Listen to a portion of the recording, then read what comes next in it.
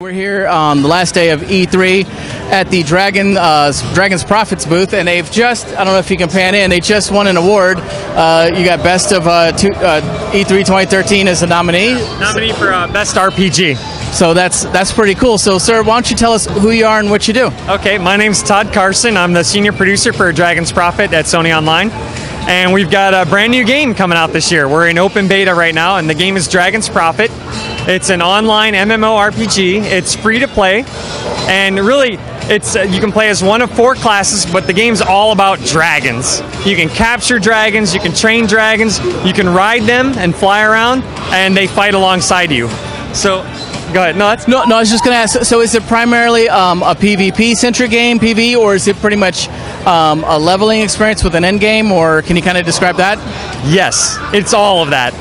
It's primarily, you got your character and you level up, you capture dragons, and you group up, join guilds. But there is a PvP element. It's being developed right now, so it's not ready, which is why we're still in open beta. But the Frontier system is our bunch of floating islands, and that's where our housing is going to be. So we have open world housing where you buy a lot, you place your house there right next to someone else, and then there's a citadel on each floating island. And those citadels, basically big castles, can be captured by guilds. And then when we're done with the system, other guilds will be able to come and capture, try to take the citadel away from that guild. And whoever owns the citadel owns the island and controls like the tax rate for all the houses. So really an in-depth system for our PvP and endgame content that we're working on right now. So I just want to make sure I heard you right. So basically the housing is persistent, it's not instance-based. That's correct. The housing is persistent. You go up there and you'll have the same neighbor until you buy another housing lot. But yeah, and you can customize your house. But that's the end game content. The crux of the game is really about, picking your class, customizing your character, and then finding dragons and capturing dragons. We have hundreds of different species of dragons in the game. Each one of them is unique. They have unique abilities, unique skills, and it's just a lot of fun. Now, is your dragon customization relative to the class you have? Like, maybe can you tell us about the classes? Well, so there's 4 classes. There's a Guardian, which is like a warrior class. We have a Ranger, which is, kind of self-evident, from a distance using bow and arrows and gun blades, which are kind of cool. There's swords with guns attached to them. Pretty cool. Yeah, do damage from a distance and up close. Then our other 2 classes are, we have a Sorcerer, which is your traditional magic user, and then an Oracle, which is kind of like a ninja or a monk. A lot of damage up close, but wearing cloth armor, so kind of vulnerable. But those classes really don't change how you interact with dragons. Everyone has access to all the dragons.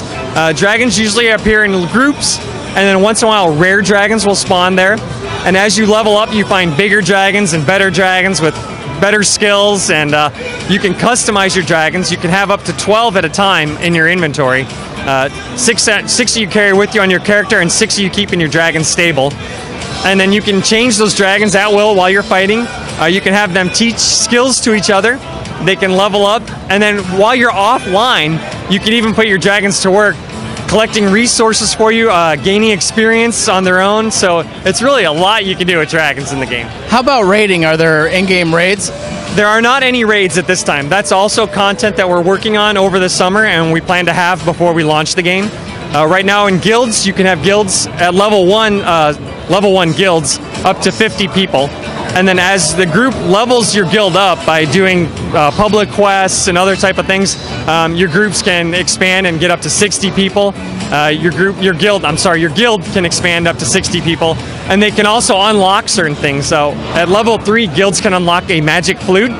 So basically you're talking about a leveling guild perk system. That's right. Yeah, and so anyway, the magic flute is really cool because, and so we see a lot of people in open beta right now going, I don't want to join your guild unless it's level 3, because then they can summon this flute and once in a while, and they can actually summon a rare dragon that only they can tame. So there's a lot of perks for the guilds. But raid content will be coming later this summer, right before launch.